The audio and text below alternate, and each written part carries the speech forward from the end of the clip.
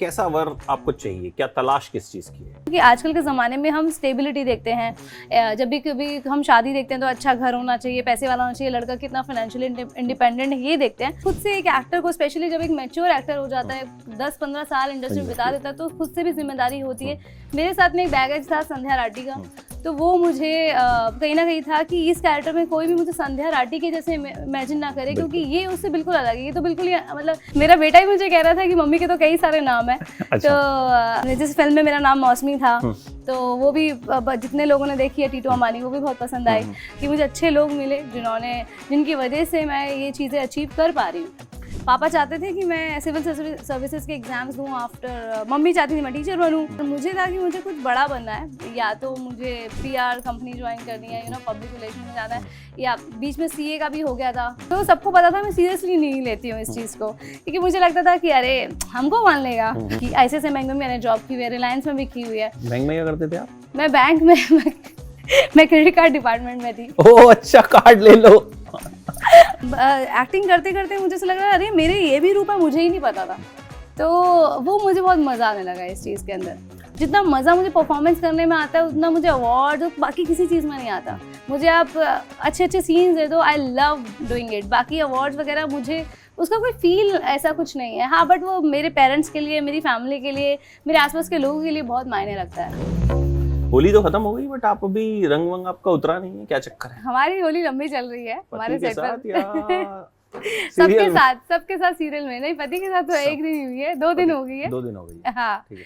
क्योंकि पास में ही सेट है, तो वहाँ आफ्टर शूटिंग गई थी मैं, तो वहाँ पे होली खेली, घर पे होली खेली। और यहाँ हमारे शूटिंग में 4 से 5 दिन से हम लोग होली खेल रहे हैं। तो चल क्या रहा है अभी मंगल लक्ष्मी में फिलहाल? क्या ट्रैक क्या चल रहा है और क्या ट्विस्ट एंड टर्न्स क्या आने वाले? बहुत सारे तो नहीं बताऊंगी, क्योंकि उसके लिए आपको शो फॉलो करना पड़ेगा। वो मुझे पता है। मगर मेरे जो देवर हैं कार्तिक, उनके घर पे होली पार्टी है, और वो स्टार हैं, सुपरस्टार है हमारे शो के अंदर, है भी सुपरस्टार। तो उनके घर पे पार्टी है, और उस होली पार्टी में कई सारा धमाल हो रहा है, डांस हो रहा है, और बहुत सारे ट्विस्ट एंड टर्न्स हैं, बातें हो रही हैं। मेरा यही चल रहा है कि मैं आदित्य जी को कैसे जाके सबसे पहले रंग लगाऊं, और आदित्य का चल रहा है कि सौम्या उसको रंग लगाए। सौम्या ने भी प्रॉमिस किया है कि पहले वो रंग लगाना चाहती है, तो यही चल रहा है कि कौन पहले रंग लगाता है आदित्य को।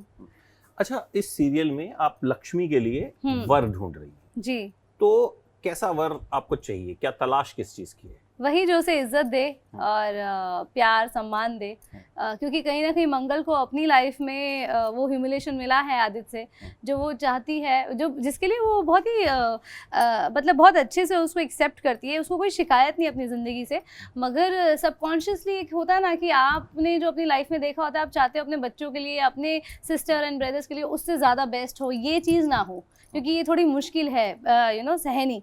तो ये कहीं ना कहीं वो जानती है, इसलिए चाहती है कि मेरी बहन का पति एक ऐसा हो जो उसको सम्मान दे। अच्छा, इस सीरियल की सबसे बड़ी USP क्या?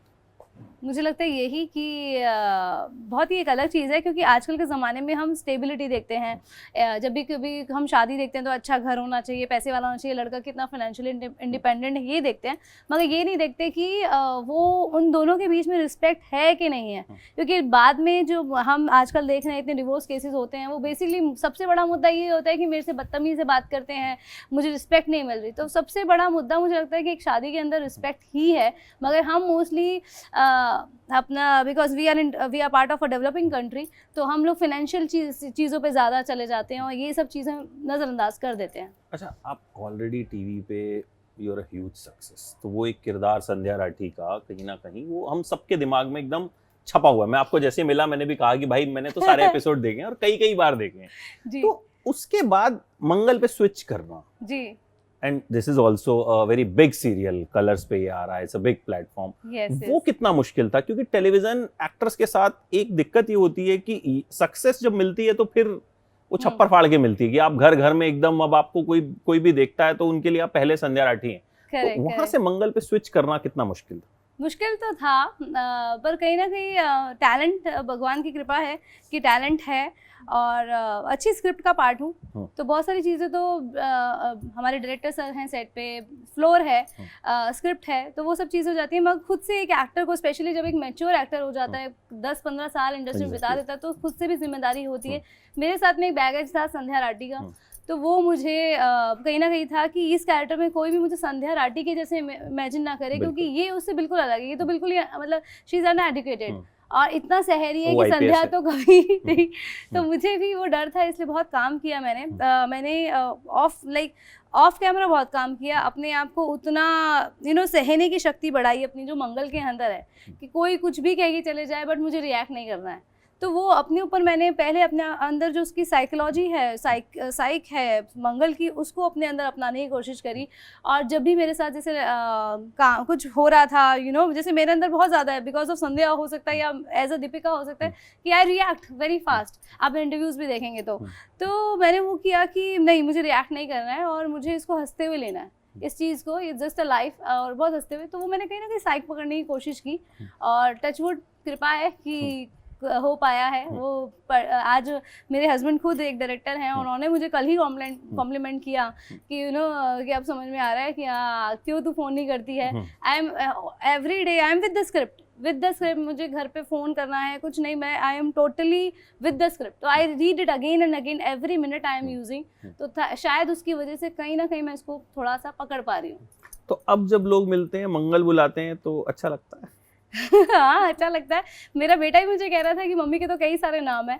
अच्छा। तो वो जिस फिल्म में मेरा नाम मौसमी था, तो वो भी जितने लोगों ने देखी है, टीटू अम्बानी, वो भी बहुत पसंद आई। तो कवच किया था तब भी संध्या था, और दिया बाती में भी संध्या नाम था मेरा। तो वही अच्छा लगता है कि कहीं ना कहीं ये मेरी अकम्पलिशमेंट एज एन एक्टर, कि जिन चीज़ों के लिए मैंने अपनी एनर्जी डाली वो कहीं ना कहीं लोगों के तक पहुँच रही है। तो I am so grateful to God and to the floor and to the industry कि मुझे अच्छे लोग मिले जिनकी वजह से मैं ये चीज़ें अचीव कर पा रही हूँ। अच्छा, you always wanted to become an actress only या कुछ और था? नहीं, मेरा तो कुछ भी। पढ़ाई में कैसे थे आप? पढ़ाई में बहुत अच्छी थी।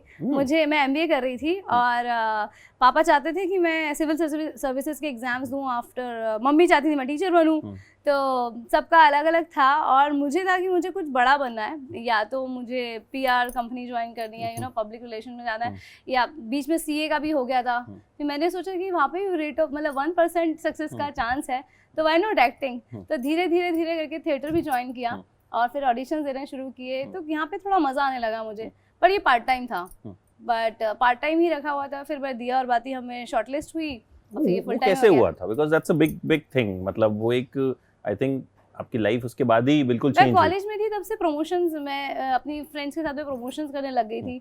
वहाँ से मेरा पोर्टफोलियो बन गया था। एक ब्यूटी कॉन्टेस्ट में मैं एज अ प्रमोटर गई थी और वहाँ पे एक कंटेस्टेंट कम था, तो मुझे वहाँ खड़ा कर दिया, तो वहाँ मैं जीत गई। वहाँ से पोर्टफोलियो बन गया, तो पिक्चर सर्कुलेट हुए। फिर मुझे एड्स के कॉल आने लगे, वही एजेंसीज ने मेरा आगे पोर्टफोलियो दिया, because agency works with the commissions and all, तो दे ऑल्सो प्रमोट यू। तो वहाँ पे उन्होंने कई जगह पे दिया। वहाँ पे पिंकी जी मुझे मिले, जिनकी वजह से मैं दिया बाती हमें भी आई, he was coordinating for that. तो उनकी बदौलत, और एक दो और कोऑर्डिनेटर थे, बजाज सर थे, जिनके साथ में मैं काम करती थी, दिल्ली में ही करती थी। तो जब मैं करती थी तो मुझे काफ़ी डायरेक्टर लोग बोलते थे कि you have a good face and you act very real, तो you should take it seriously. वो सबको पता था मैं सीरियसली नहीं लेती हूँ इस चीज़ को, क्योंकि मुझे लगता था कि अरे हमको मान लेगा, वो एक रहता है एक ही ना, हमको कर लेगा, ऐसा लगता था। तो मेरे लिए तो बहुत फन टाइम था कि चलो यार, एक रोज़मर्रा की ज़िंदगी से कुछ अलग देखने को और अलग करने को मिलता है, तो मेरे लिए एक पार्टी टाइम होता था ये। तो फिर जब MBA पास होने लगा और मैंने बैंक में भी जॉब की, ICICI बैंक में मैंने जॉब की हुई है, रिलायंस में भी की हुई है। बैंक में क्या करते थे आप? मैं बैंक में मैं क्रेडिट कार्ड डिपार्टमेंट में थी। ओह अच्छा, कार्ड ले लो। मैं वहाँ पे बिजनेस डेवलपमेंट एग्जीक्यूटिव थी जब मैं कॉलेज में थी। तो ऐसा कर करके तो अच्छा, मैंने काफ़ी एक्सपीरियंस मुझे मिला, तो मैं काफ़ी ओपन अप इन चीज़ों से हो गई थी। फिर मुझे लगा कि चलो थिएटर करते हैं, जब सब इतना सीरियसली कह रहे हैं। तो विद माय MBA के सेमेस्टर के साथ में मैं 2 घंटे के लिए थिएटर के लिए जाती थी, सक्षम थिएटर ग्रुप के साथ। पंकज जी भी थे, उनकी वर्कशॉप चलती थी, तो वो हैंडीकैप पे शूट करते थे, नॉवल से हम कुछ सीन्स उठाते थे और वो शूट करते थे।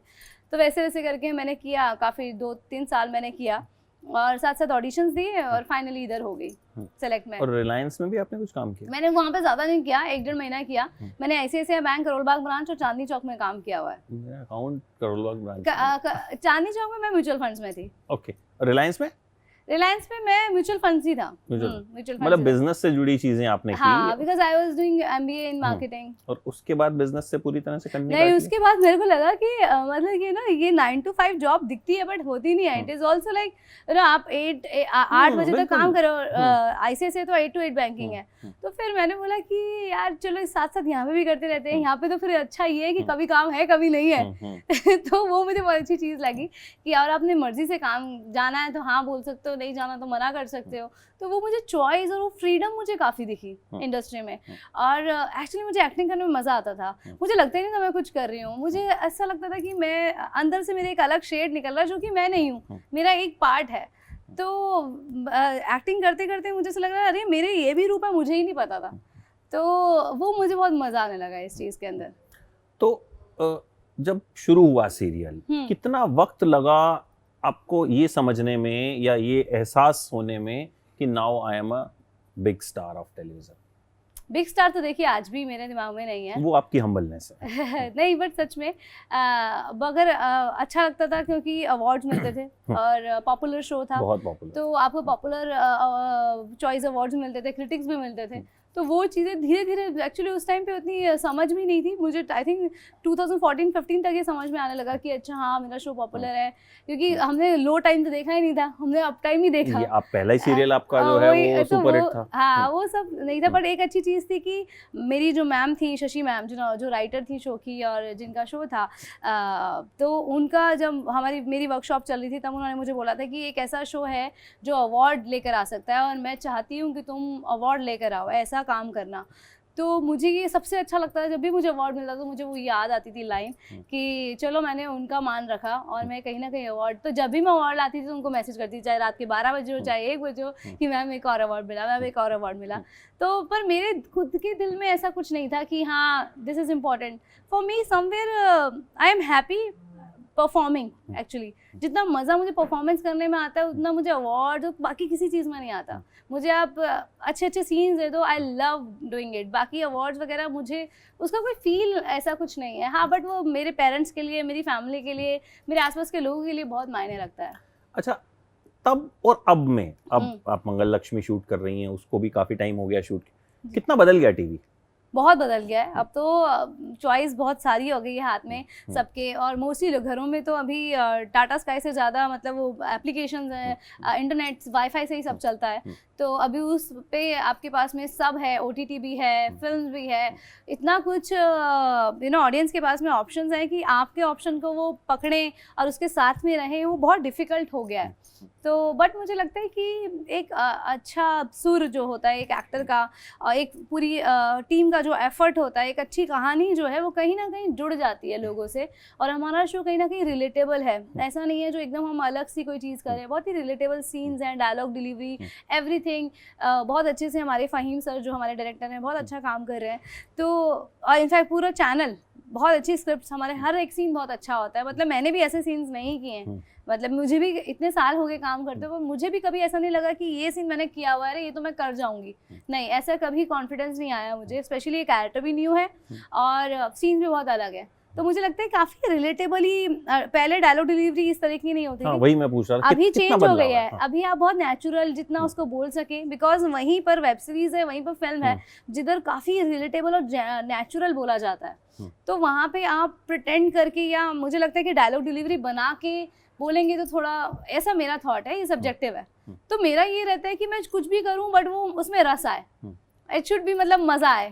तो अगर मैं खुद से मज़ा फील करूंगी तो चाहे वो रोने में मज़ा हो, चाहे वो हंसने में हो, चाहे वो बात कहने में हो, उसमें मज़ा होना चाहिए, तो वो कनेक्ट करेगा ही करेगा। जेन जी से बेसिकली जो आज की जनरेशन है, कहीं ना कहीं उसके हाथ में उसको रील देखने की आदत है, जो 1 मिनट का कंटेंट होता है, उसमें भी 10 सेकंड कई बार इंटरेस्टिंग नहीं होता तो निकल जाता है। और सीरियल तो मतलब आई थिंक एक अच्छा सीन ही शायद 4-5 मिनट का होता है, 22 तो कहीं ना कहीं वो हुक होना चाहिए। जो तो आपके लिए भी डिफरेंस रहा एज एन एक्टर कि भाई पहले जिस तरह से डायलॉग डिलीवरी होती थी शुरू में, तो वो था ना क्या क्या क्या, वो जो 3 बार आता था। नहीं, मैंने कभी भी ऐसा नहीं शो नहीं आपने नहीं किया, बट वो एक दौर था। हाँ। फिर एक आप मुझे लगता है वो ट्रीटमेंट है, वो टेलीविजन का ट्रीटमेंट है, उसमें एक्टर को कुछ नहीं करना पड़ता, क्या क्या क्या, बिकॉज वो राउंड ट्रॉली में मूवमेंट होता है, पैंथर होता है, पैनिंग होती है, बिकॉज ऑफ दैट वो साउंड इतनी बार रिपीटेटिव हो जाता है कि वो ऐसा दिखता है। बट मुझे नहीं लगता एक्टर्स जानबूझ के वैसा, बिकॉज वो रिपीटेटिव हो जाता है, शायद वो मोनोटोनस हो जाता है। चलिए लास्टली, क्योंकि टाइम कम है, आपका हाँ। सीन मंगल लक्ष्मी में अब एक कोई चीज ऐसी बता दीजिए जो होने वाली है और इस इंटरव्यू के बाद दर्शक जो हैं वो सीधे कलर्स पे पहुंच जाएं मंगल लक्ष्मी देखने के लिए। मंगल लक्ष्मी में बहुत सारी चीज़ें होने वाली है, जैसे होली का सीन जो आने वाला है, अभी तो कल ही बहुत अच्छा एपिसोड गया है, और बाकी मैं रिवील ज्यादा नहीं कर सकती हूँ, आपको फॉलो थोड़ा करना सा एक पड़ेगा। हुक पॉइंट की मतलब हुक पॉइंट यही है कि देखें कौन लगाएगा रंग। आदित्य को सबसे पहले सौम्य लगाएगी कि जो है मंगल लगाएगी, और लक्ष्मी की शादी किससे होगी? लक्ष्मी की शादी किससे होगी? और मतलब होली खत्म हो गई है लेकिन आप फुल एंजॉय का, हमें तो वैसे हाँ, भी होली में फेस्टिवल्स क्योंकि लक्ष्मी के लिए एक नया रिश्ता भी आ गया है, और हमको ऐसा लग रहा है एज एन ऑडियंस भी कि भैया शायद कार्तिक और लक्ष्मी एक दूसरे को पसंद करते हैं, मगर यहाँ पे रिश्ता आ गया और लक्ष्मी ने उसके लिए भी हाँ कर दी है, तो ये भी एक स्टेप चल रहा है कि आखिर लक्ष्मी की शादी होगी किससे। मतलब खूब सारे ट्विस्ट एंड बहुत टर्न्स सारे आने वाले twists and हैं, turns हैं। So keep watching Mangal Lakshmi at 9 PM every day on Colors TV। Thank you so much, Thank so you। Lovely talking to you, Same thank you here। So much, Same here। बहुत मजा आया।